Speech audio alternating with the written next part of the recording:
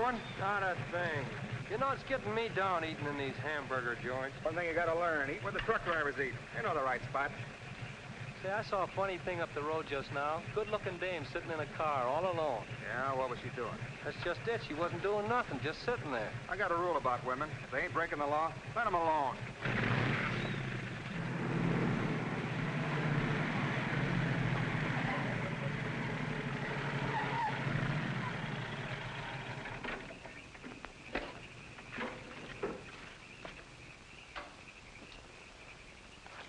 I didn't mean to disturb you, miss.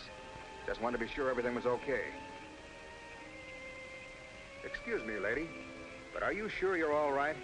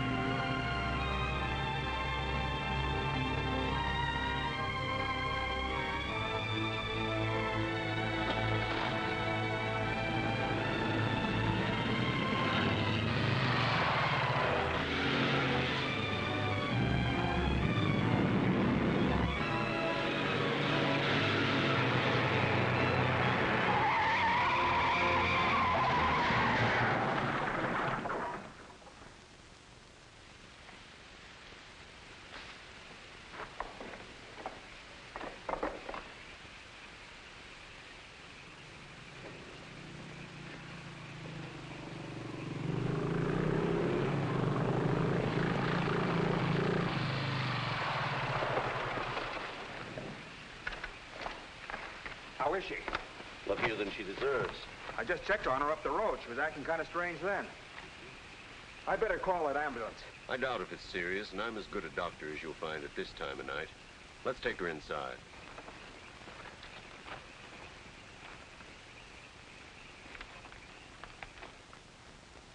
Well, no bones broken.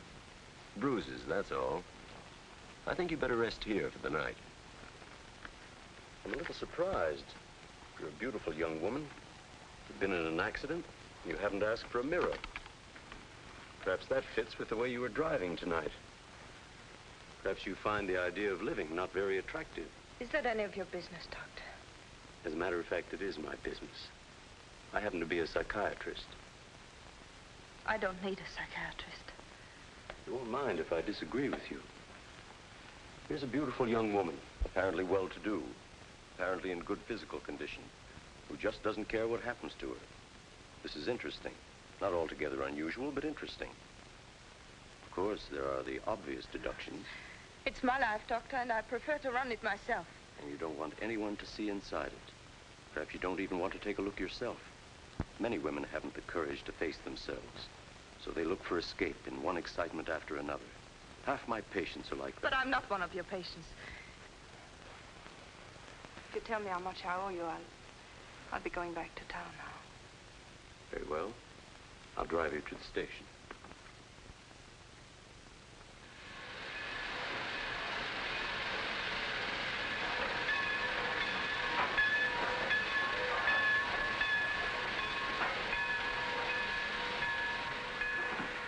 Miss Damian, you're an intelligent woman, not an idiot. Will you promise me one thing? When you get ready to throw yourself off Brooklyn Bridge, will you come and see me first?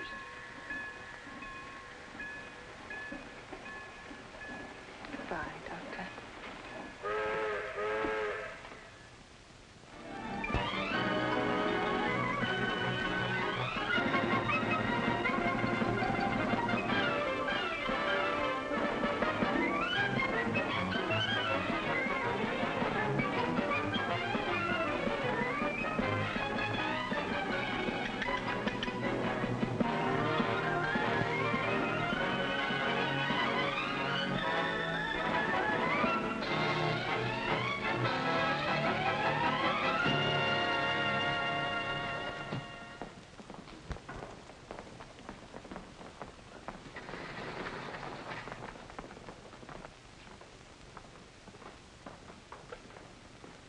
Just what is our trouble? That's what I want to know. Our trouble is Miss Damian.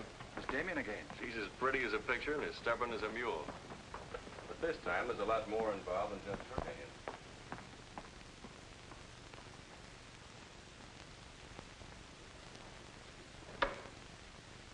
Come in, Miss Damian. We were just ripping you up the back a little bit. So I gathered. There's nothing personal. It's about Mr. Courtland. Courtland? Oh, yes. He runs a jewelry store. He owns Courtland and Company. London, Paris, Fifth Avenue. You may remember him as one of our biggest advertisers. Oh, what Shirley wants to say... I know what Shirley wants to say. I always know what Shirley wants to say. He wants to know why I killed the art layout on Mr. Courtland's famous jewels. And I understand the April number goes to press without it. That's right. In the first place, it's no art layout. It's a press agent's dream. But the result is we stand a good chance of losing the Courtland account. Now, am I running my department or am I not? I haven't said anything, Miss Damian. Well, I had a talk with Courtland. He was decidedly acid about it. I'm not interested in Courtland. But if this magazine is going to submit to advertisers' blackmail, I'd like to know about it. Now, please, Miss Damian. If that's the policy, Mr. Cranish, you better get someone else to take my place. Please, Miss Damian, just a moment. Gentlemen, if you don't mind, I'll talk to you later. I thought I should bring this to your attention. You can't blame us for trying, Mr. No, of course not. No harm done, gentlemen. Madeleine, you've got yourself all worked up. Come sit down. I'll get you a drink. No, thanks. I don't want one. No? What is this private blackmail of yours? Threatening to quit in order to win an argument. Oh, I'd just as soon quit. I mean it. Now, tell me, what's happened? You're all wound up. What's bothering Oh, you? nothing's bothering me. You know I don't want you to quit. I won't go into my personal feelings, but you are the best art editor we've ever had. How's the insomnia? Oh, I found some new sleeping pills. Red ones this time. Red pills to put you to sleep. White pills to wake you up. Doesn't sound very sensible, my dear. What are you doing this evening? Dining with Freddie Fancher. Oh, Freddie again. Oh, I couldn't get out of it, Victor. We're using some of his drawings next month. But it'll be the last time, I promise. Madeleine, you're a bundle of lies. A very lovely bundle. Beautifully tied together. I'm trying to be honest, but you won't believe me, will you? No, my dear. Because I don't really think you believe yourself.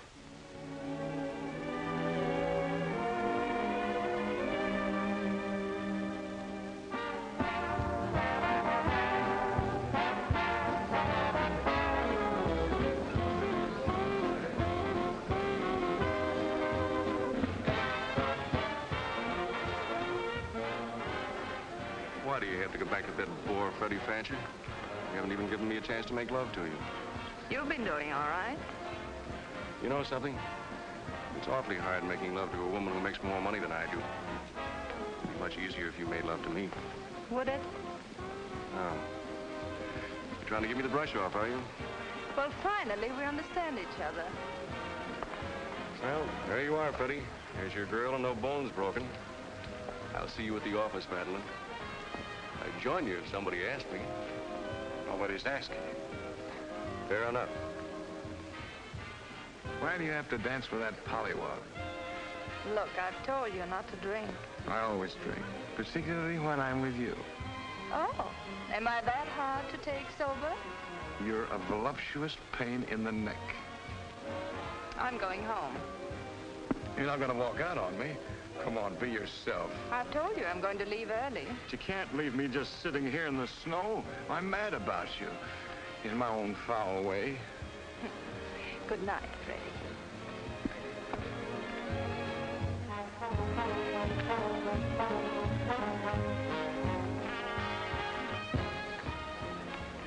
Any chance of getting a cab, Jim? I'll try, Miss Damian. Oh, Miss Damian, here's someone I know you're anxious to meet. Mr. Felix Courtland, one of our most prominent advertisers. How do you do, Miss Damian? How do you do? Mr. Garet is the soul of tact, don't you think? He's just been telling me all about you. Oh, I hope he wasn't that blunt. Oh, you needn't worry. I always form my own conclusions. Can I give you a lift anywhere? My car's just outside. No, thank you. They're getting me a cab. Oh, I'm very sorry. I'm sorry, Miss Damian. There isn't a cab around. Oh, how long do you think it'll be? That's hard to say.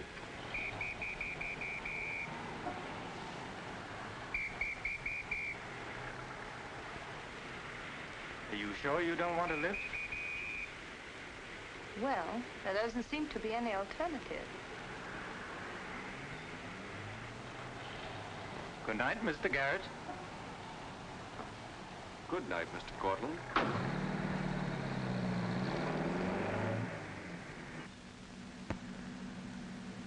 I wasn't very polite, was I? Neither was Garet, for that matter. Oh, he always enjoys uncomfortable situations. You still feel uncomfortable? No. Frankly, I don't. Good, nor do I. You know, you're not at all what I imagined. No?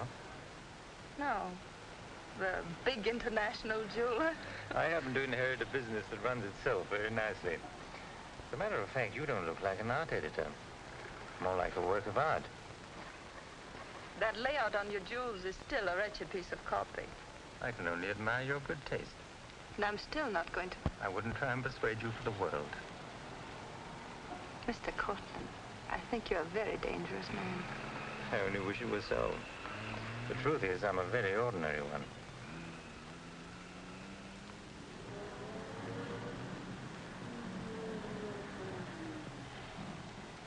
Oh, I'm sorry. I forgot to give you my address. It's my fault. I forgot to ask you.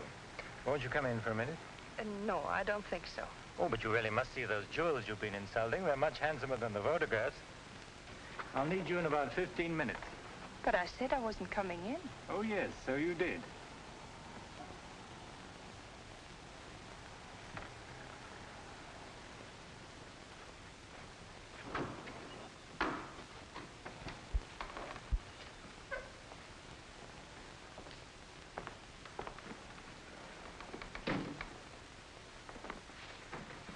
Let me take your wrap.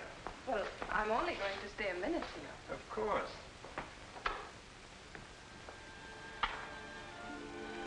What a wonderful room. I've had this place a long time. In fact, I'm pretty disgustingly rich. Don't you find that rather pleasant? Oh, it's not so hard to take once you get the hang of it. I think I know all the troubles that come with money. And all the pleasures. Well, have you got me all figured out? Only what I see here. Good books, fine pictures. Wonder if you ever look at them. Oh, but I do. I'm a lonely bachelor, and I spend hours here all by myself poring over old manuscripts. You don't expect me to believe that, do you? Didn't my father paint that? Was Stephen Damian your father? Uh-huh. That's very interesting. Is it? I remember when he came here to paint that picture of my mother. Everybody was fascinated by him, especially Mother. Father ended by chasing him out of the house. I'm afraid that's the way it usually ended. My father was very much in love with life. That's a Hungarian custom, isn't it? Mm-hmm. Not exclusively Hungarian. Weren't you going to show me your jewels? Oh, yes, of course. I'd quite forgotten. That's the reason we came in here, wasn't it?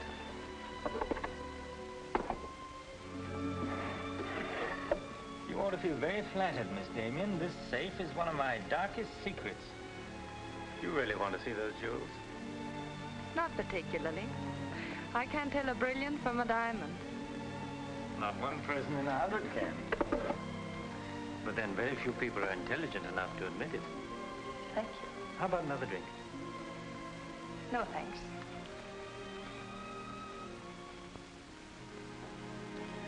You know, you need relaxing. Lots of relaxing.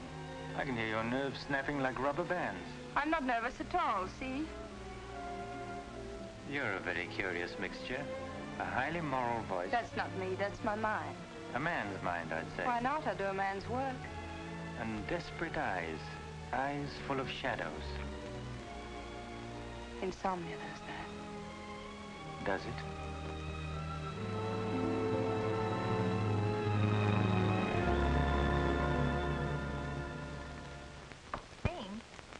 Miss Damian, give you her secretary. Miss Damian's office? No, Mr. Courtland, she's not here yet. Shall I have her call you? Yes, Mr. Courtland.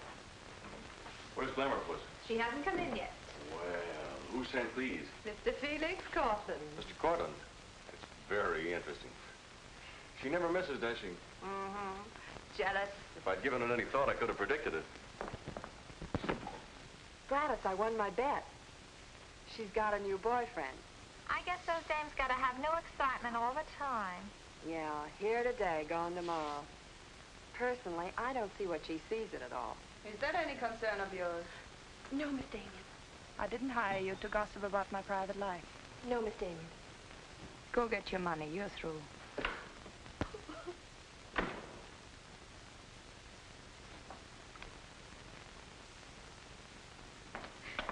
Damian come in yet? What's the matter, sweetheart? Miss Damian fired me. Fired you? What for? He heard me talking about Mr. Courtland. Courtland, eh? Don't you worry, baby. I'll fix that. I understand you fired June. That's right. What's the idea? I don't like people to gossip about me. You don't, eh? No, I don't. Well, it's pretty late to be thinking about a thing like that, and it's a rotten trick to take it out on your secretary. Get out of here. You don't think your life is a secret, do you? Boys were betting 8 to 5 this morning that the Courtland layout would be in the next issue. You're disgusting. Madeleine, why don't you get wise to yourself? Everybody else is. One romance after another, that's your whole life, and you adore it. Get out. You try to dress it up with pretty words, but you don't fool anybody. They know what you are, and you'll never change. Get out! You don't care because it's too much fun.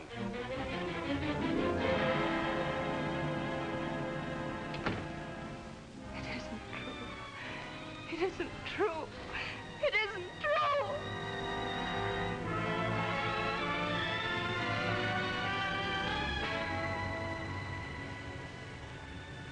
I'm a little surprised. Here's a beautiful woman who just doesn't care what happens to her.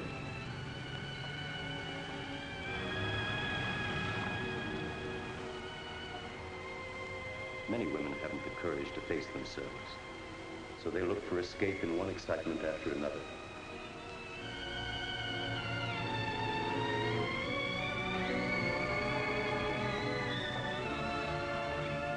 Perhaps you find the idea of living not very attractive.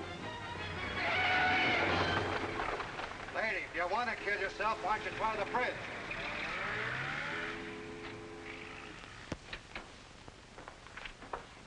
I'm glad I was right. An intelligent woman, not an idiot. Sit down. That's it. Now, if you feel like talking, just go ahead and talk. You're afraid, aren't you? Well, it's our job to find out why. To explore the shadows and throw light on what we find there. Then you'll be able to see yourself clearly and face yourself honestly. When you can do that, you won't be afraid anymore.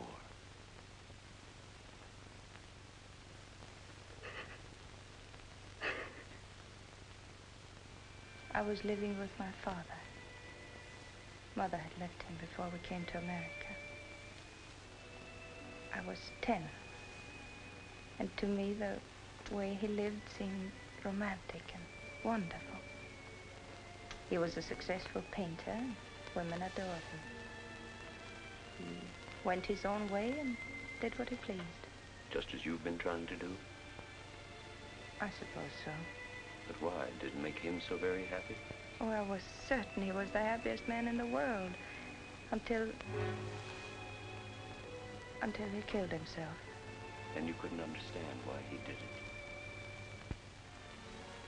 You understand now? I think I do. Did you ever do any painting yourself? I used to. Why'd you give it up? Oh, didn't pay enough. And besides, I didn't want to be like my father. I wanted my own life. And have you been living your own life? Of course I have. The kind of life you really want? I don't know. I don't know. Don't you think you've been hiding from yourself? Did you ever try and discover the person you really were, deep down underneath? I never cared to. I'm not so sure I do now. In that case, I'm afraid I can't help you. But of course, that's entirely up to you. Shall we go on then?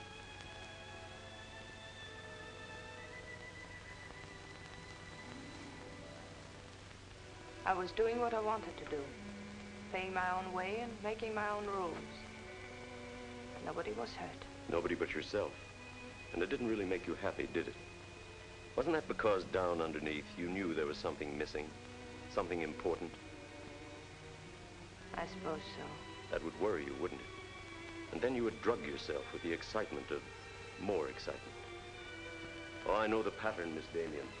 You're suffering from a disease of the times. A neurotic malady as commonplace as chronic alcoholism. Suppose for a moment that you were an alcoholic. They're much the same, you know. Unsure of themselves underneath. and seeking reassurance from new excitement. Instead of getting at the cause, the drunkard solves his problem by taking another drink. This, of course, is no solution. And eventually we find him sprawled hopelessly at a bar, without the strength or even the desire to save himself. I can't go on with this. You're not helping me. You're insulting me. You've been insulting yourself, Miss Damian. Insulting your body and insulting your soul. Your life hasn't been gay and glamorous at all. It's just been muddled and senseless. You know that now. And if you really want to change it, you can start right away. Now it's up to you.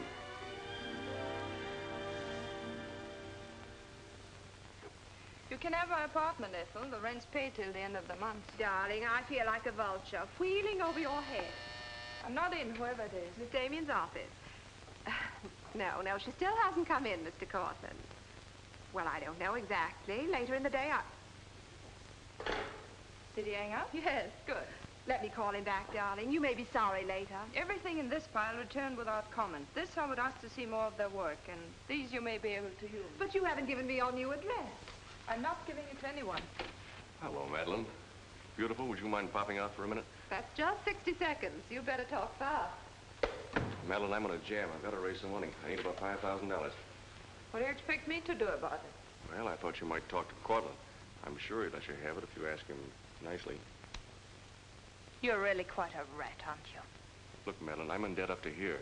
I only make $100 a week, and you know I can't live on that. $5,000 doesn't mean a thing to Courtland. You better get out of here before I lose my temper. You're forcing me to say things that I don't want to say, but if you're going to act cold and virtuous about it, you'll hear them. Suppose I tell Cranish. Tell him what? About Courtland. You know, you've got a very nice job here, but you won't have it very long if I tell Cranish. I don't want to tell him, but... What's so funny? As a blackmailer, you are pitiful. Go on, tell him. Tell him what a rat I am, and you are, and he is. Go on, use my phone if you want, and my desk, and my office. I'm through with all of them.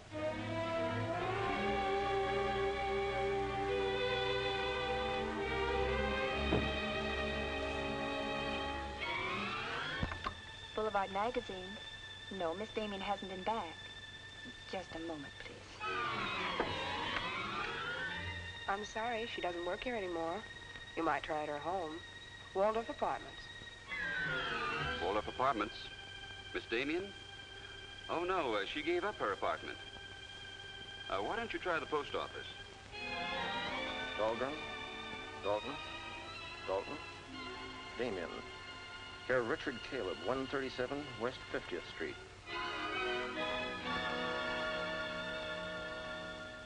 Well, I've nothing to do except that Miss Damian has taken my advice as a doctor. She'd been living in an area of infection, and she's removed herself from it. I take it you consider me part of the general contamination. Now, you've come here for information, not diagnosis. I usually charge a fee for insulting people.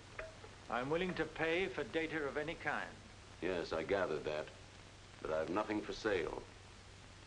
I suppose you're being very ethical, but I'd like to talk to Madeleine. In your presence, if you wish. Miss Damian is living under a different name in a different world. She told me to tell you, if you inquired, that she was busy growing a new soul. Now, would you please keep off the grass? Goodbye, Mr. Courtland. Bye, Doctor. Doesn't it ever worry you, playing the almighty in this fashion?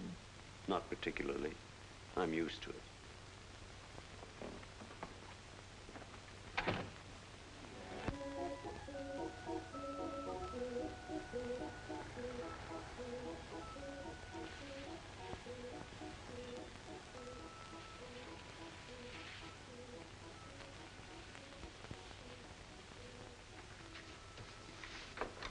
How's it look?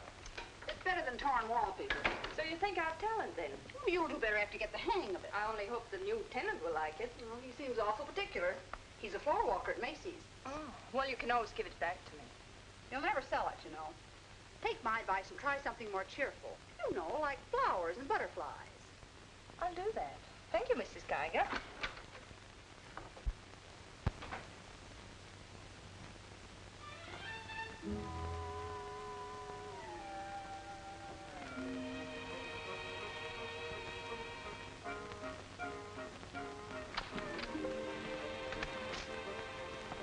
thanks. You saved my life. Is this yours? Yes. Mrs. Geiger would scalp me if she knew I kept mice in my room. Well, why do you keep mice in your room? Oh, pathologist, part of my homework. I really shouldn't bring these fellas out of the lab, but, well, I got kind of attached to this one. Oh, thanks again. Hey, women are supposed to scream. Aren't you afraid of mice? Well, no, but next time I'll scream.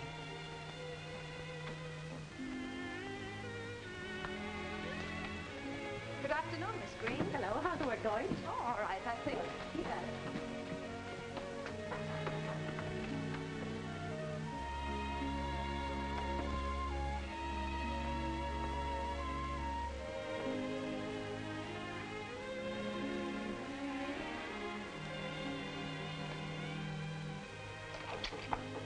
Come in. Hello. Hello. Say, you're an artist, aren't you? Well, I don't know. Oh, Mrs. Geiger said yesterday that you were. She's an authority if I ever saw one. I was wondering, could you do a job for me? Want your portrait painted? Me? Oh, no. No, nothing like that. I'm doing some research, and it has to be illustrated. Oh, what do you want me to draw? Nothing fancy, just blood cells and things. Sounds fascinating. Oh, it is, really. You see, it's a lot like... Oh, no, you'd be surprised. It really is fascinating once you get in it. Of course, I'm on a fellowship, and I couldn't pay you very much. Matter of fact, I couldn't pay anything till the first of the month. That'll be all right. Oh, fine. Swell. So I'll settle then. I'll see you at my place about 6 o'clock. Oh, but couldn't I? Oh, sure you can. I just live downstairs. You know, the mousetrap. Oh, by the way, my name is Cousins. Mine is Dixon. Very glad to know you, Miss Dixon.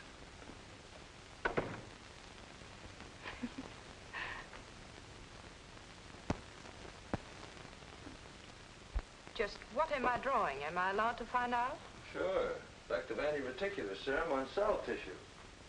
That's all I wanted to know. Oh, say, that's quite good. I'll take it to the lab with me in the morning. Just about ready for the next one. Do you realize it's 12 o'clock? Hmm? I haven't had my dinner yet. And you haven't either. Oh, gosh, I'm sorry, but, well, I got so wound up on this. So did I, but now I'm hungry. Well, tell you what let's do. We'll go out and eat. That's a brilliant idea. I'll get your coat. Do you do this all the time? Only since I got out of the Army. I was lucky to get this job of research. Now I've got to get it finished. Then what? Oh, then I go back to Oregon and become the usual respectable small-town doctor. No mice? No. No mice. Head colds and belly aches. $5 a visit. Maybe you'll like it. You'll get some rest. Oh, I'll get plenty of rest, all right, but I don't think I'll like it. You folks going out this time of night? That's right. We're meeting a few friends at the Busy Bee cafeteria. We don't want to miss the floor show. We'll have to hurry. See that he eats. He hasn't got any more sense than a goose. I'll feed him with a spoon. I got onto it first up in a little town in Germany while I was still in the Army. I'd met a couple of Russian medical officers who were working on anti-reticular, and, well, they were pretty steamed up about it. Pie, sir? No, thanks. We got together the first night over a bottle of vodka. I remember the town was still burning. Well, maybe it was the vodka, but anyhow, we got to talking about anti-reticular, and, well, I guess I got pretty excited. You mean you speak Russian? Over a bottle of vodka, anybody speaks Russian. Care for some coffee? No, thanks, I've milk. Oh, one, please. At any rate, I promised myself that night that just as soon as the war was over, I was going to do a job of this. You haven't stopped to eat ever since. That's an error I'm just about to rectify. $1 even. There you are. Thank you. Thank you. You, sure you've got everything you want? Oh, yes, thanks. You know, I don't think you're much of a doctor. Do you call this a sensible diet? Pancakes and pickles? Well, scientifically, there's two kinds of diets. The kind that doctors prescribe and the stuff they eat themselves. Oh, but you're always in such a rush. You can't make scientific discoveries that way. Sure you can. Take Banning. He saw some flies nibbling at a piece of pancreas. Figured out that there must be sugar in it, and in 1 minute he had the idea for insulin. You know, you're a very lovely girl. You're not being very scientific, Doctor. Oh, but I am. It's the very heart of science. It's the truth. Let's talk about insulin. Insulin.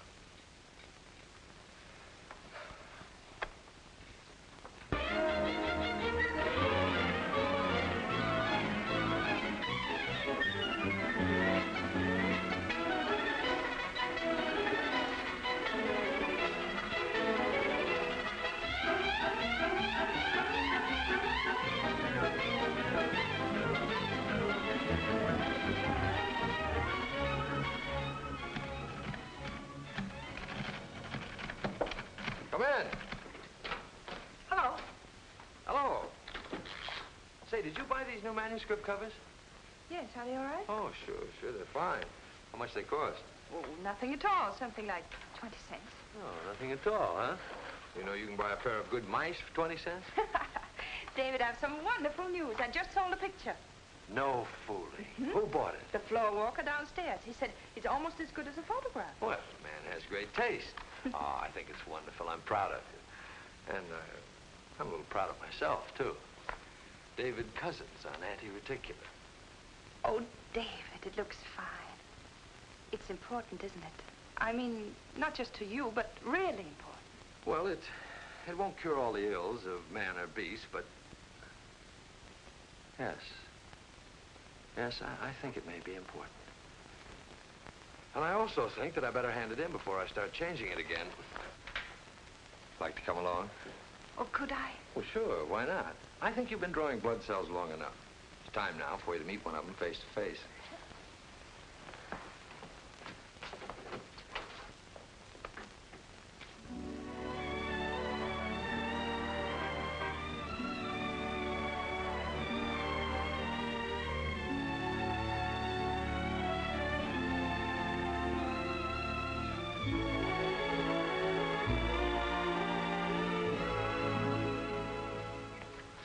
I hope your text is as good as your illustrations. I hope so, too, sir.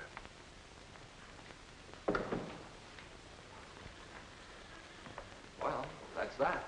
You didn't tell him there were your drawings, did you? I didn't tell him they weren't. Come on, I'll show you my lab. Coffee. I wouldn't try and drink it if I were you. Assistant pathologist.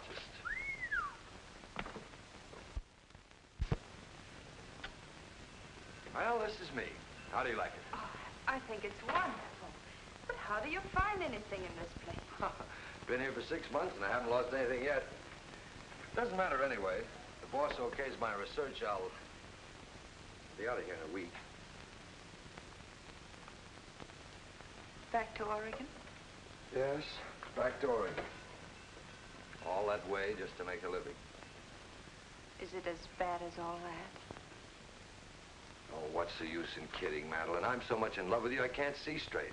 I haven't done any work in here for days. I just sit around waiting until I can see you. I know. Because that's just what I do. Wait to see you. Darling. Oh, darling, I never felt like this about anyone before. Tell me, when did you first know? Oh, when I first saw you, I think. Yeah, me too. I'll never forget you standing in that hall with a mouse in your hand.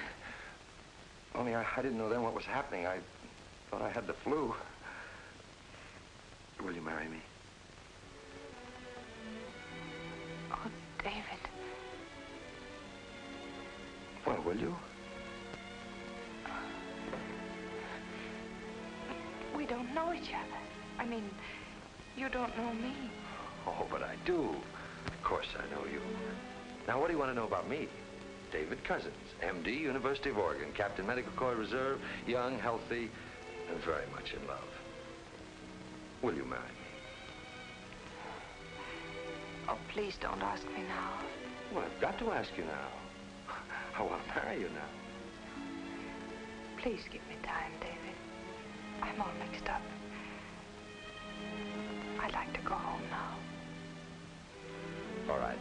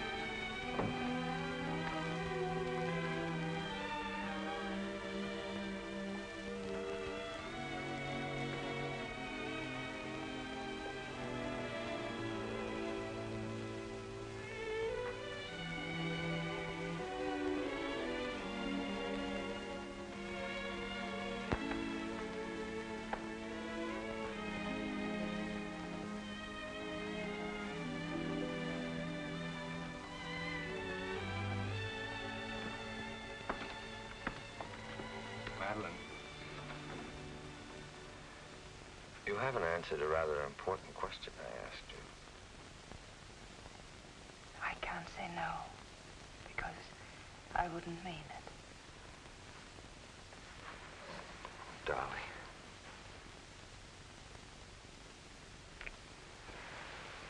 David, I do love you.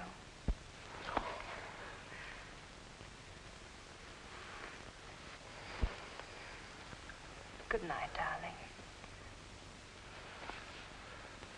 Good night.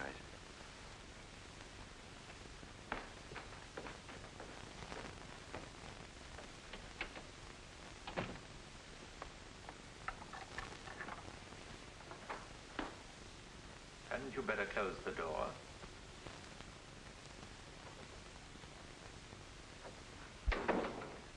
A gentleman I hired provided me with your new address and the proper keys.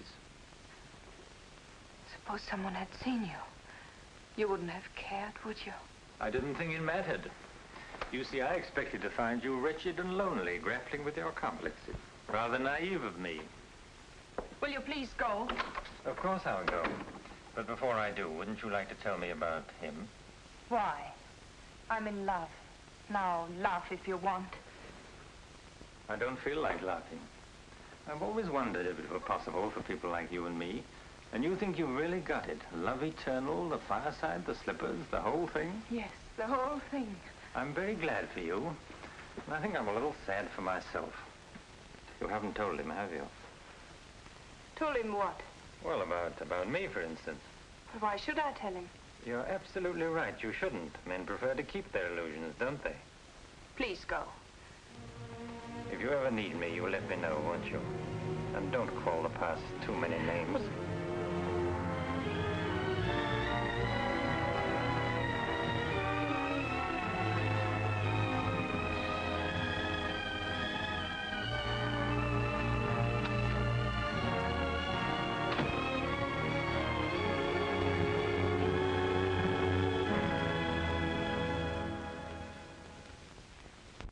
What you say. I'm going to marry him just as soon as it can be arranged. You want to run away from your problem? I'm not running away. How you know? You're looking for security from someone else instead of building it within yourself. But I love him. I can't talk to you if you don't believe me. Falling in love doesn't cure everything overnight. What do you mean? Let's be honest. There's a side of you that hasn't fully changed. Isn't that true? That is true, isn't it?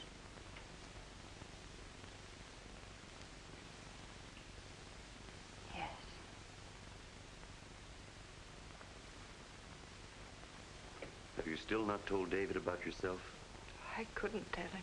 You let him fall in love with an illusion, with someone who doesn't exist. I could never tell him. He might stop loving me. Isn't that a risk you'll have to take? You're being very careless about it. You can't build a lifetime relationship on a lie. If you're really in love, you'll tell him.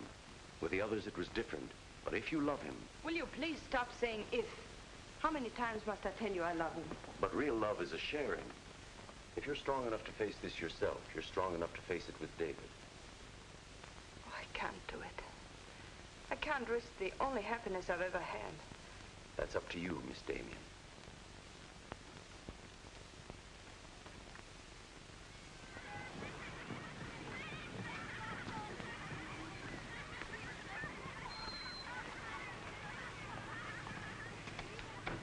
Hi. Hello, darling. You're home early, aren't you? Well, I didn't get fired, if that's what you mean. Dr. Lutz read my paper. Really? What did he say? Well, he liked it. Oh, David, that's wonderful. The only trouble is he thinks it's so important he wants me to go to Chicago and read it before the convention. Oh, David, no. Well, that's not my idea. I don't want to go. Well, when will you have to leave? Tonight. Got to catch the 8 o'clock plane. And when will you come back? Oh, I don't know. A few days. But I tell you what. As soon as I get back, let's get married. You can get a license in 3 days, and it only takes 15 minutes to get married. You still want to marry me, don't you? Oh, more than anything in the world.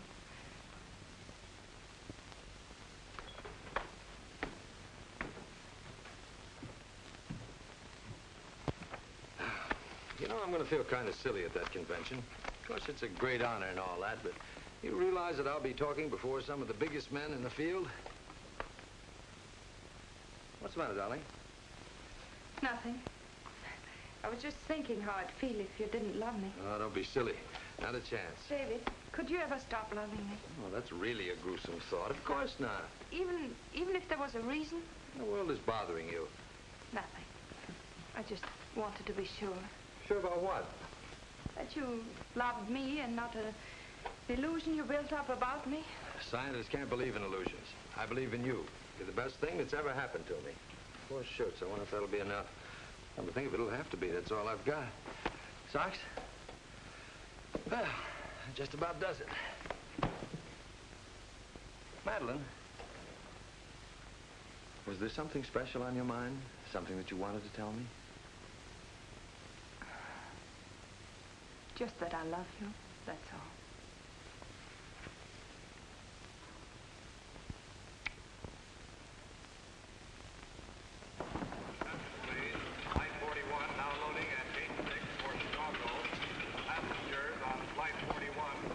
Write me every day? Every day. Hope you miss me. Hope you suffer like a maniac. I will, I promise. Oh, gosh, I hate to leave you. You know, I'm going to be jealous. Jealous of what? Oh, I don't know. Nobody, everybody. Just jealous. Darling, I belong to you, don't you know that? I'm only alive because you love me. We'll be married the minute I get back. Well, look who's here.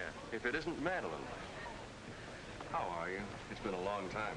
David, this is Mr. Garet. I used to work with him on a magazine. Howdy, Garet. I quit the racket, though, or perhaps the racket quit me. Garrett's doing some confidential work for me now. How are you, Miss Dixon? This is Mr. Courtland, David. Dr. Cousins, my fiancé. You're a very lucky man, Doctor. I think so.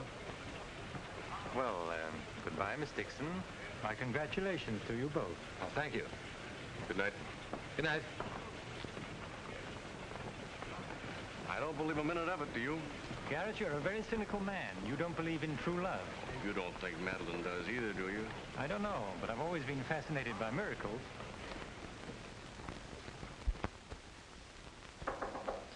Come in. Telegram for you, Miss Dixon. I thought I'd bring it up myself. I thought it might be important. That news? He won't be back till Friday. That's men for you. You never can count on them. Oh, I forgot. A doctor somebody called you, said you were to call Miss Ethel Royce. She's been trying to get in touch with you. Friend of yours? Yes. I suppose you got your own reasons, but you ought to get out and see your friends, instead of sitting in this room all day and all night. Thanks, Mrs. Geiger. None of my business, mind you.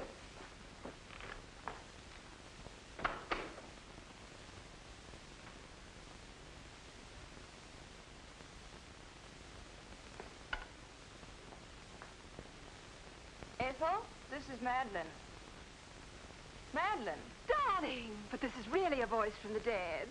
I pestered that doctor of yours for hours. I just have to talk to you. Well, what about?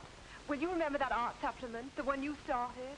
Well, I do need your help, dear. I'm in an awful mess. Sorry, dear.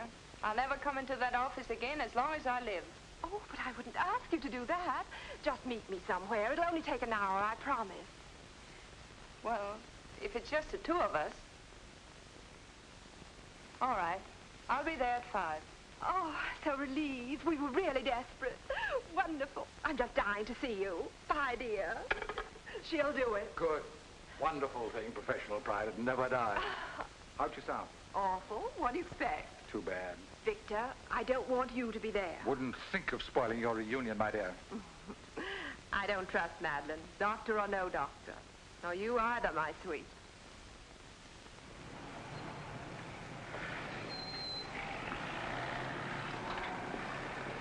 Hello, Miss Damian. Glad to see you back. Glad to see you, Jim.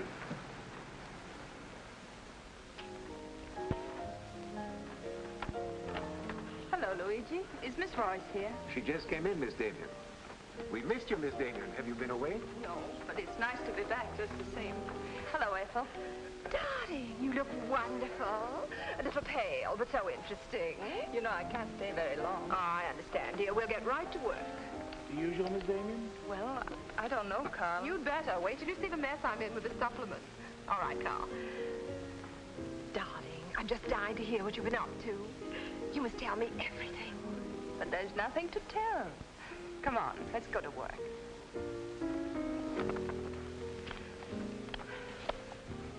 You're just marvelous, my dear. You made the whole project seem utterly simple and practical. Not for me, please. Darling, you used to be able to drink 10 in a row.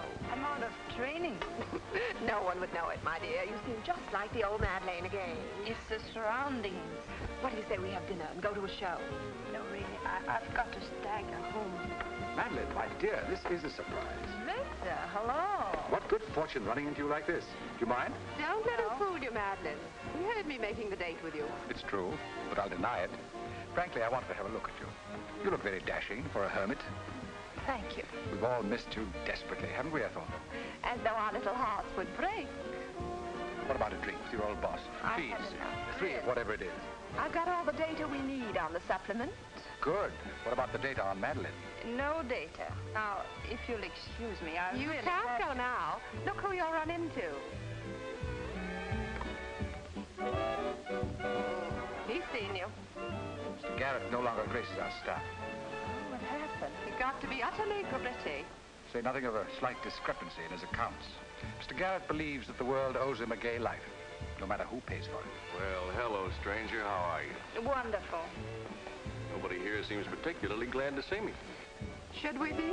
Oh, well, it's been nice knowing you. There goes one reason for my ivory tower. What? Darling, I'm constantly running into men who adore you. Slews of them. Hated them all. I know what you're thinking. I had an odd way of expressing my distaste. Not odd, darling. Shall we say just, moody?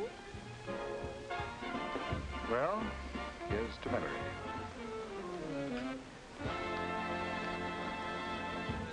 May I speak to Mr. Courtland, please? Just a moment, sir.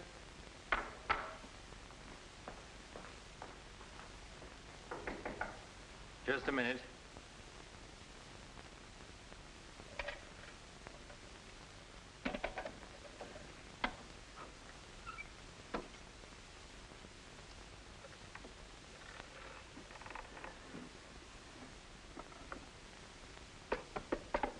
Come in. Mr. Garet on the phone, sir. All right. Hello, Garet. I have some interesting news. Do you know who's here? Madeleine. How considerate of you to call. By the way, I've just been through the stones in my safe, and one's missing. The stone's not terribly important, but you're the only person who knows about my safe, and the fact is you did have my keys for quite a while yesterday. What are you getting at? Only that I don't like thieves. But you're being ridiculous. Let me come over and talk about it. There's nothing to talk about. I'm taking it up with the police. But, Courtland, you can't do that.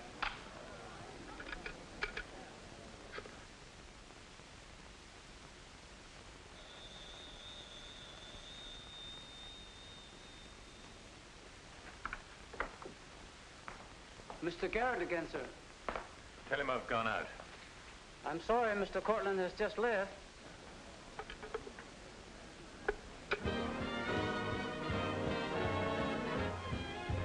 Are you all right, darling? Of course I am. You're not going to disappear again. Oh, yes. Back to my treetop. It's raining. Let me drive you home. Oh, no. Ethel wouldn't approve. Good luck, my dear, on your treetop. Bye, darling. Well? Let's face it, she's a changed woman. She'll never change, darling. She's just got herself a new set of words, that's all.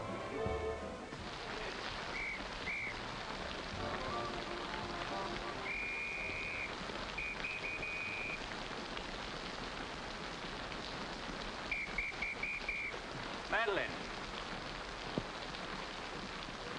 Hop in. No, thanks. I'm waiting for a cab. Don't be silly. There are no cabs. You'll get drenched. Please. I'll drop you off. I'm going home alone. Come on, in you get.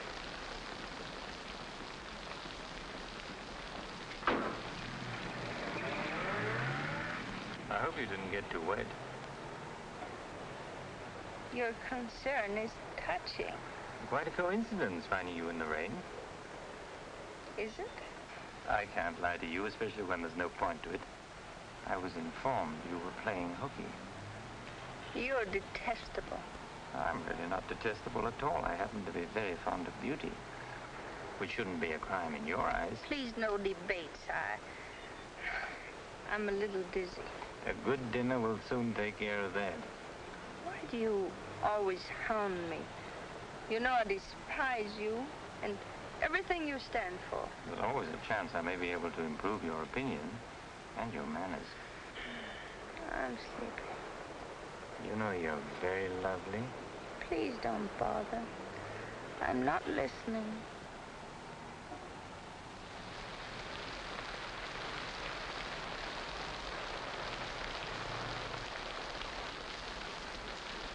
Where are we? Don't you remember you visited here once upon a time? You're foul. You said you were taking me home. You forgot to mention the subject. A significant omission, as your friend Freud would say. Come on, I'm getting soaked. That launch you. I'm going home. Right after dinner. Think how wonderful you'll feel when you slap my face.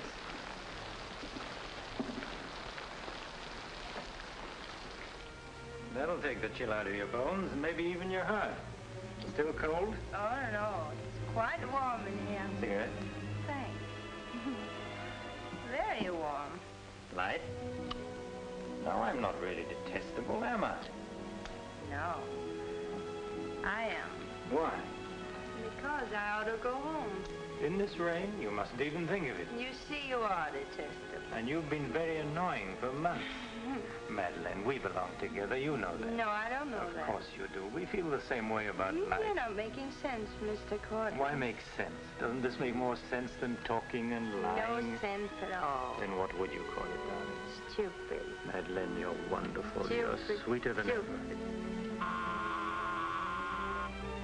I'd better see who it is.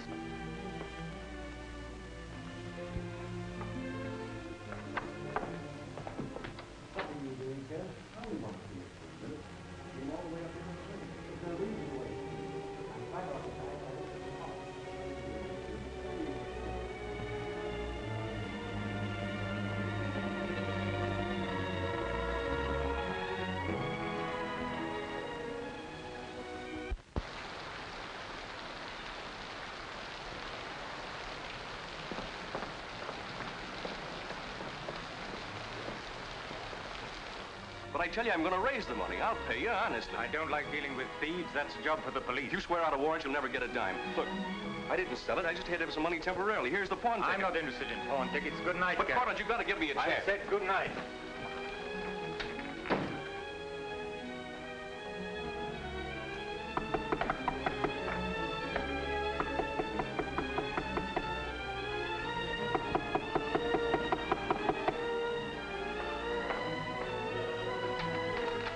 Got to let me talk to you. Let me explain this. You stupid fool. I'll have the stone back. I'll get it to you. I promise I will. All I need is a little more time, just a couple of weeks. What are you doing? Phoning the police. You can't do that. I'm not going to let you ruin me.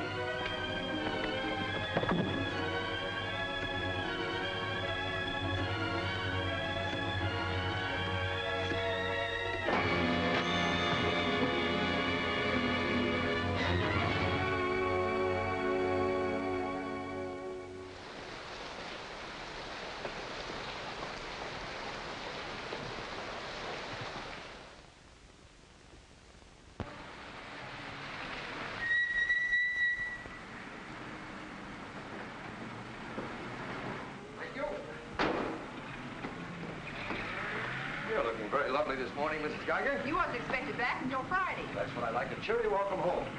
Miss Dixon upstairs? I haven't seen her this morning. Who is it?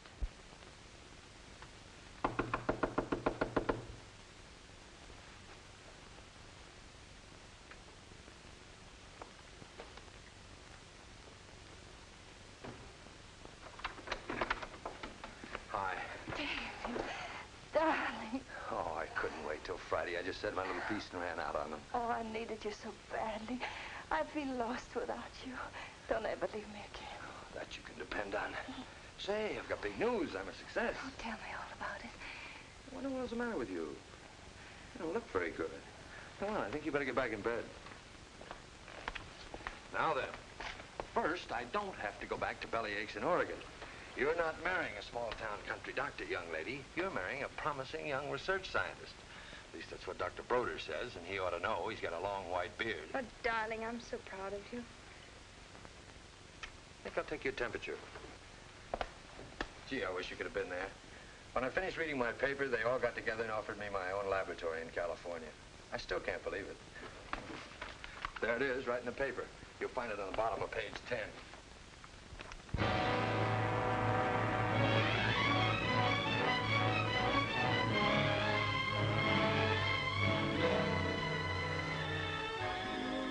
He makes you feel that you're really important. You know what he said to...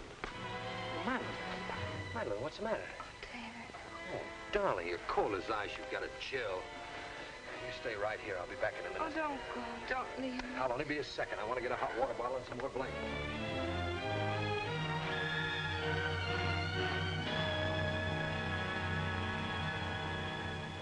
Miss Madeleine Dixon at home? I don't know. Friends of hers? We're from police headquarters. Where's her room? Upstairs. What do you want to see Miss Dixon about? We'll tell her.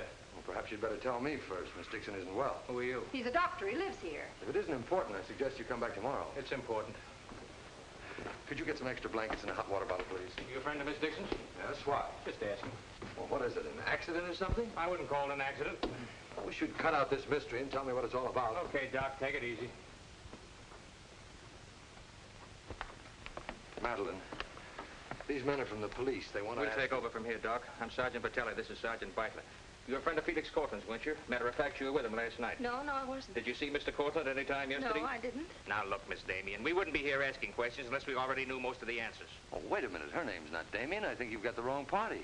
I think maybe you've got the wrong party, Doc. Her name happens to be Damian. This happens to be a case of murder. Take a look at that newspaper. I want to know what's going on in here. This is my house, and I've got to know. Sorry, madam. We'll talk to you later. As long as I've been here, there's never been police Take in her this and see house. what you can find out. lady. Come on. Now, Miss Damian, tell us what happened last night. What time did you leave Courtland's house? Oh, Dave. You and this guy, Courtland, were pretty sweet on each other, isn't that right? Oh, but it isn't. It isn't true. Now, according to the chauffeur, you got to Courtland's house at 6:45. What time did you leave? Oh, but I didn't go into the house. I met him by accident. David, don't look at me like that. How long have you known Miss Damian, Doc? Not very long, only a few months. Know that she was mixed up with this guy, Courtland? Oh, but it's a lie. David, it's a lie. Okay, so you didn't go into the house with Courtland? No, I didn't. He wanted me to come to the house, but I wouldn't do it. Oh, I didn't go into the house. I didn't, I tell you. Who you telling, me or the doc here? Did you get anything? She came in about 9. In a cab? No, she was walking in the rain. Landlady said she looked kind of wild-eyed. What about Courtland? He was here, all right. He visited her a couple of weeks ago. Get the date? Yeah, April 10th, around midnight. Anything else? The landlady thought that Courtland had a key to this place. She was kind of vague as to how he got it. I didn't give him a key. David, you can't believe that. I've got his key ring here. This one fits. He had a key, all right.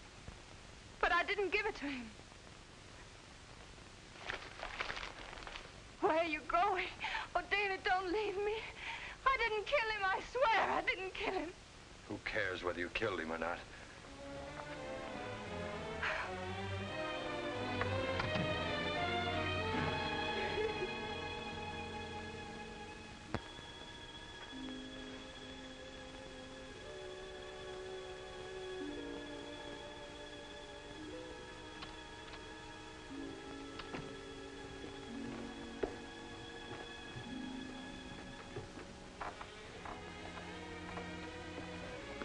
Could I see him for just a minute?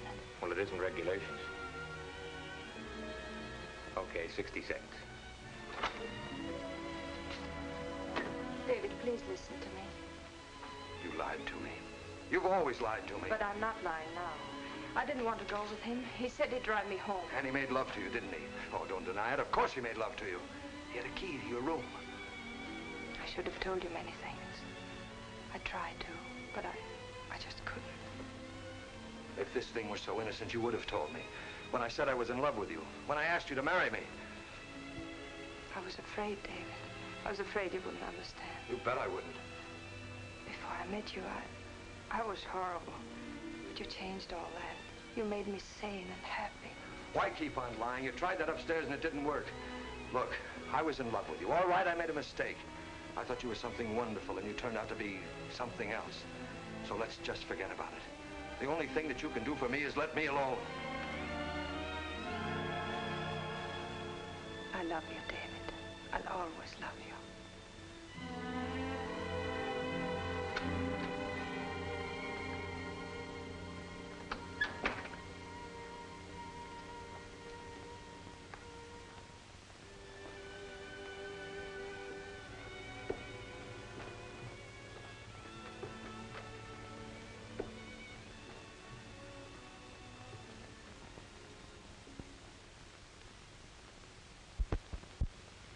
So, ladies and gentlemen of the jury, the prosecution will prove beyond a shadow of a doubt that Madeleine Damian is guilty of the premeditated murder of Felix Courtland.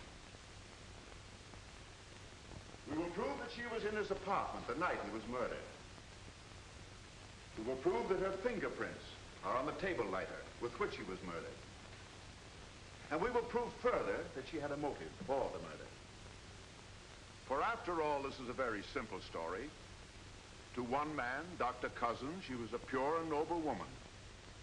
To the other, Felix Courtland, an irresponsible light of love. Too self-indulgent to be faithful to the man she wanted to marry.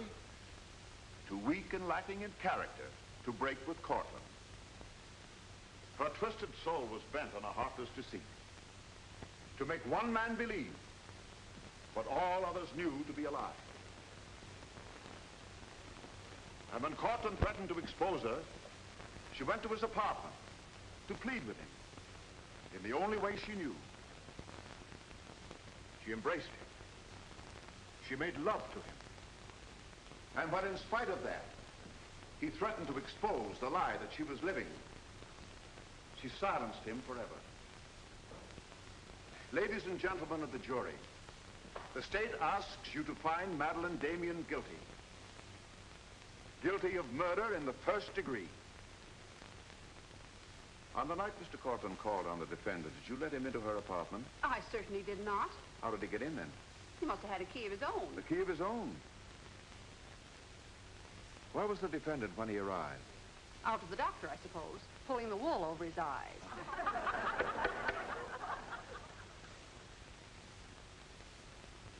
Thank you, Mrs. Geiger. Your witness, Mr. Mitchell. You've got to let me cross-examine her.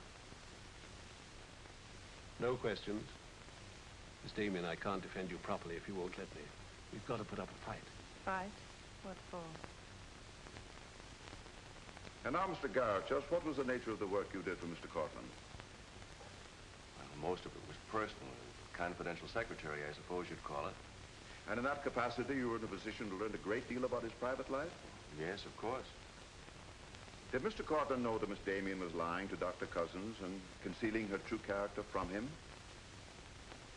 I'd rather not answer that question, Mr. O'Brien. You see, both Miss Damian and Mr. Courtland were friends of mine. Yes, I understand. Well, let's get back to the meeting at the airport. What was the attitude of the defendant when Courtland saw Dr. Cousins? She was embarrassed, naturally. Yeah. She was embarrassed, naturally.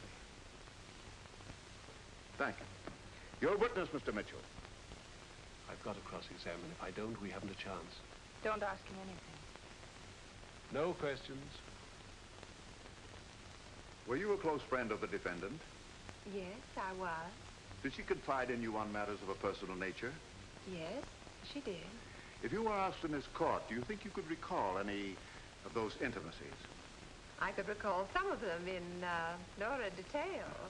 Your Honor, I object. Objection sustained. Well, let me ask you this, Miss Royce. Would you say in general that men found Miss Damian attractive? Definitely. And would you say that Miss Damian found men attractive to her? I'm afraid I most certainly would. You would? What were the relations between Miss Damian and her former employer, Mr. Cranish? They were friendly. In your opinion, was there anything more than friendly? I object, Your Honor. The question calls for the conclusion of the witness and is prejudicial. Objection sustained. Dr. Cousins, I'm Dr. Caleb. Miss Damian's a patient of mine. I don't happen to think she's guilty of murder, do you? No, I don't. She may be guilty of other things, but in there she's being tried for murder, and she won't even defend herself. got a pretty good lawyer, hasn't she? She needs your help, Doctor. In her own mind, she's not on trial for murder. She's on trial for those other things. And it's not the judge who's trying that case, it's you. I don't want to be rude, Doctor, but I don't think you know what you're talking about. I'm sorry to disagree. You see, I've been treating Miss Damian for some time. I happen to be her psychiatrist. Dr. Caleb. I'm sorry to have bothered you, Doctor.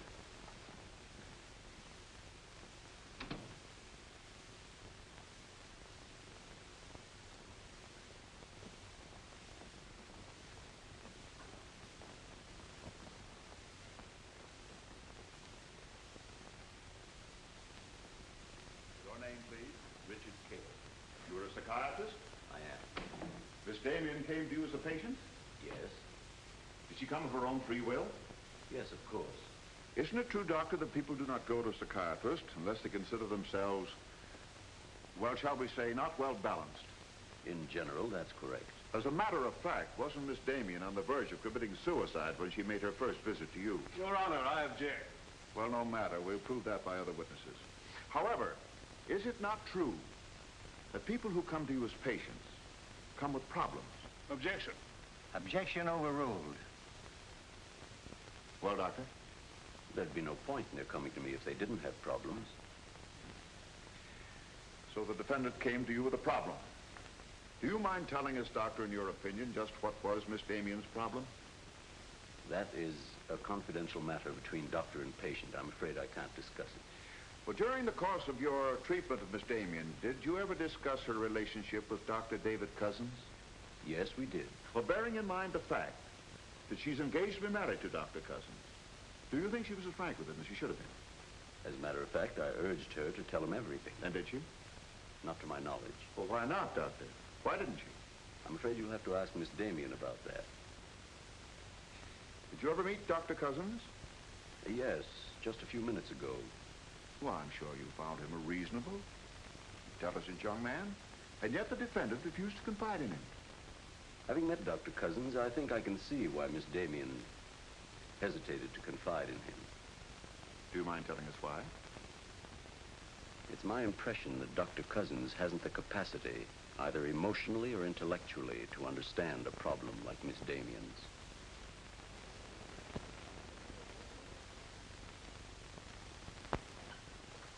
How's the trial going, Doctor? Not very well, I'm afraid. There's a Dr. Cousins in your office. Oh? You said you weren't expecting him. As a matter of fact, I was expecting him. Hello, Doctor. Sit down, relax. Tell me, is this a professional or a social call? Dr. Caleb, you said some pretty rough things about me this afternoon. Yes, I did, didn't I? I think I'm entitled to an explanation. So do I. As a matter of fact, I'm very glad you came over. I wanted to talk to you about Miss Damian. I'm not interested in Miss Damian. I'm glad to see you're still in love with her. And I'm not in love with her. All the better. Then we can approach the subject of Miss Damian as one scientist to another. You see, I'm interested in Miss Damian because she's a patient of mine. I believe I was well on the way to solving her problem. It would be most distressing to me if she were to die now for a crime she didn't commit. It would be as though you had lost one of your white mice, one that you had just inoculated. What's all this got to do with me? Only this, that when you testify tomorrow, you'll be asked to tell the truth, the whole truth. The whole truth about a human soul is a complicated proposition. Now, I'm not going to tell you anything about Miss Damian that you haven't already heard. But isn't it possible that you've picked up a few stray facts and added them up to a conclusion that's entirely wrong?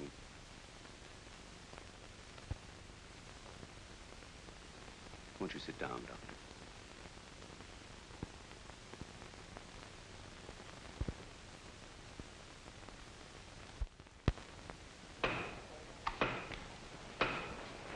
Hear ye, hear ye, hear ye. The court is now in session. Call your next witness, Mr. O'Brien. Dr. Cousins, please. This will be their last witness. You've got to let me put you on the stand. I tell you quite frankly, Miss Damian, if you won't testify, we haven't got a chance. Raise your right hand. You solemnly swear to tell the truth, the whole truth, nothing but the truth, so help you God? I do. Please be seated. Your name, please. David Cousins. Under what name did you know the defendant? Madeleine Dixon. Did she ever tell you her true name? No, sir. Did she ever lie to you about her identity? Yes, sir. How long did she continue to lie to you? Till the morning the police came. Did she ever tell you about her relations with Courtland? No, she didn't. You proposed marriage to the defendant and she accepted you? Yes, sir. And still she didn't tell you about Courtland? No, sir. When did you first know of the true relationship between them? The same morning, the morning the police came. Oh, I see. Then from the moment you met her until the day she was taken into custody, you didn't know the truth about her character. I object, Your Honor. Mr. O'Brien, haven't you covered your point? Well, Your Honor, I'm merely trying to clarify for the jury the true nature of the defendant's motive. Proceed. Thank you. One more question, Dr. Cousins. If you had known the truth, would it have affected your love for the defendant?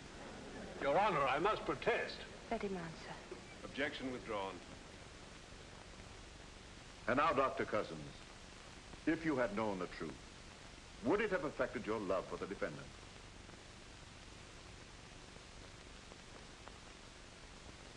I was in love with Miss Damian then, and I'm in love with her now. Your witness, Mitchell. No questions.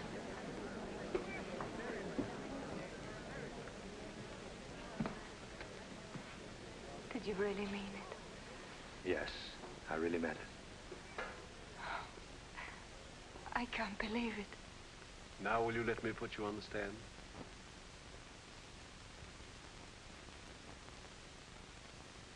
You admit you went to Courtland's apartment that night? Yes. He made love to you? Yes. Did you have any conversations about Dr. Cousins? No. Positive? Yes, I am. But tell me, Miss Damian, were you in love with Felix Courtland? No, I wasn't. Were you in love with Dr. Cousins? Yes. Oh. But you went to Courtland's apartment nevertheless. Yes, I told you that. You were in love with one man, yet you chose to visit the apartment of a man you didn't love. Did you go of your own free will? Yes. Mr. Courtland didn't force you or threaten you? No. Then why did you visit him? I don't know. I made a mistake. You made a mistake. As you've told us on several occasions that you and Mr. Courtland were interrupted by a mysterious intruder.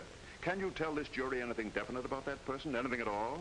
No, I didn't see him. You didn't see him? I only heard his voice. You seem very certain it was a man. It was a man. What did he say? Well, I don't know. They were talking in the hall. I couldn't tell what they were saying. Yes, you heard a voice. You were willing to swear it was a man, and you couldn't hear what he said. Now, what sort of a person do you think would be calling at that time of night? A bill collector? A man selling magazines? Or perhaps even a burglar? Why not a burglar? Mr. Courtland was a very wealthy man. He must have been a very timid burglar because nothing was stolen. Of course, you realize that Mr. Courtland kept his jewels in a vault at the store? Not all of them. He kept some at home in his safe. Safe? What safe? The one in his living room? You didn't by any chance see that safe, did you, Miss Damian? Yes, I did. The court, please. This is the first we've heard about a safe. I asked for a recess to examine the apartment. Well, Your Honor, we've been all over the apartment. But if there is a safe, and if it has been robbed... Gentlemen, court is adjourned until tomorrow morning. I suggest the district attorney, the attorney for the defendant, examine the apartment together.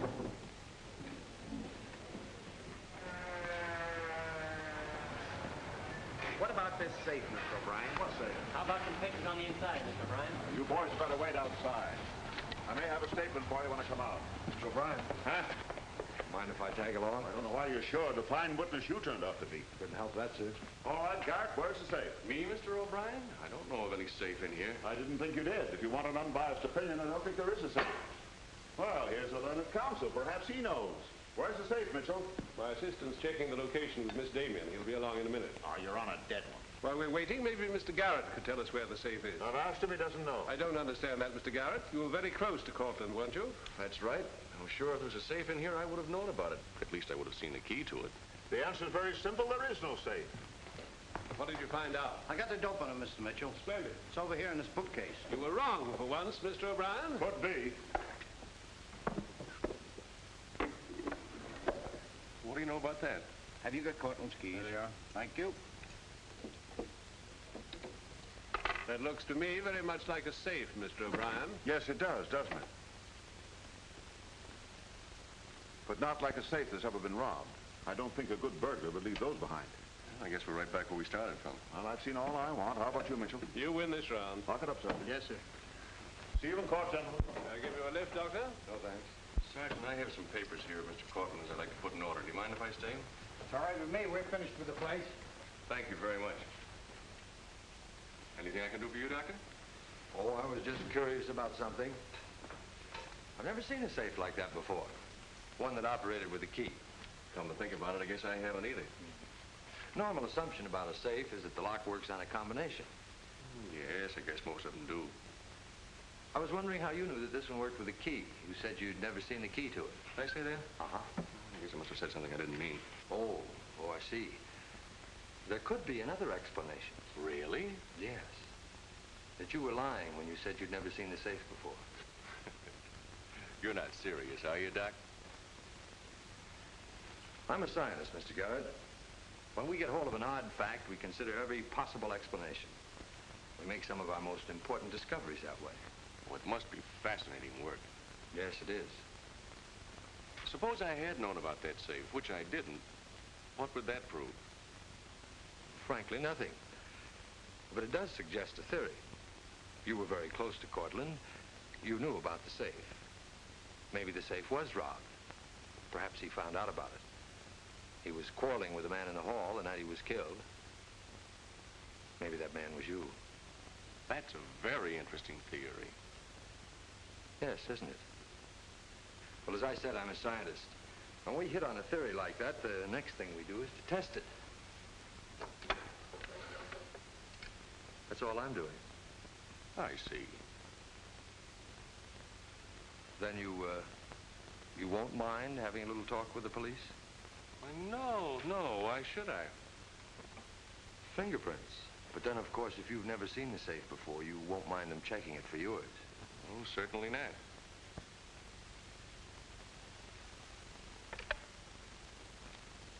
The number is Spring 73100.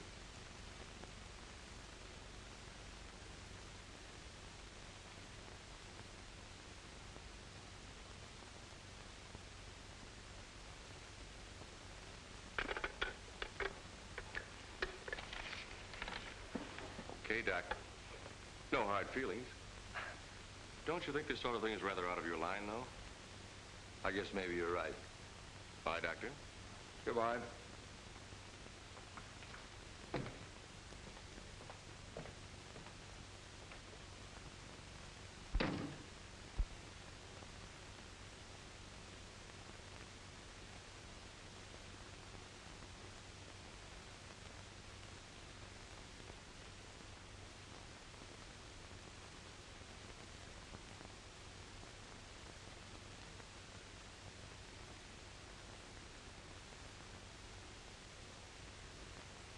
Spring 73100, wasn't it, Mr. Garet?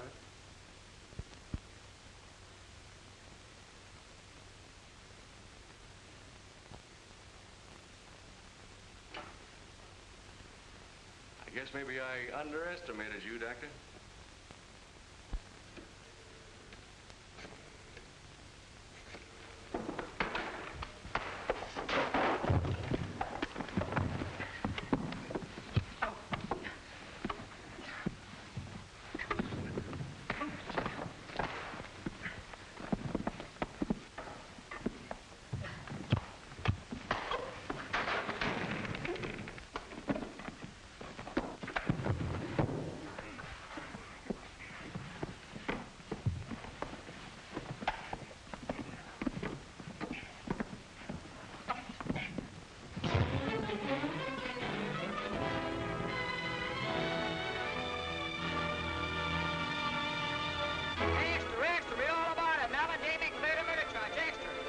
From the Associated Press newsroom. Bulletin.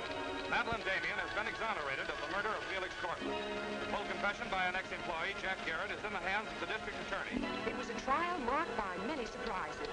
Notably, the beautiful defendant's startling disclosure of the jewel vault hidden in the apartment of the late diamond importer. So beautiful Madeleine Damian goes free, and Broadway is tipping its hat today to the young doctor who engaged the murderer in a battle royal. Miss Geiger, I've been looking for Miss Damian. Have you seen her? She's gone. She asked me to give you this. Gone? Well, where did she go? I couldn't get a word out of her, but I know she left the airport more than an hour ago.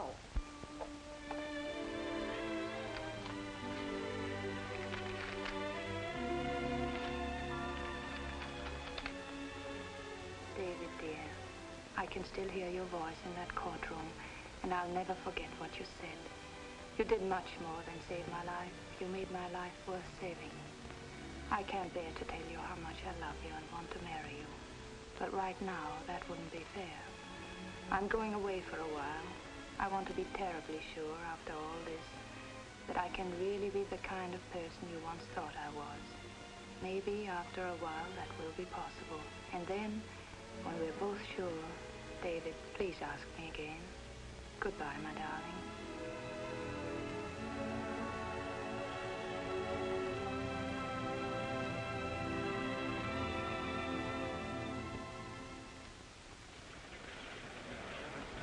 Passengers on Flight 41 boarding at Gate 6. Will you try and see him once in a while? Of course. You see, I want to be sure of myself. I'm sure of you. Are you really? After what you've been through, I'm very sure. All aboard, please. Goodbye. I still think you're making a mistake.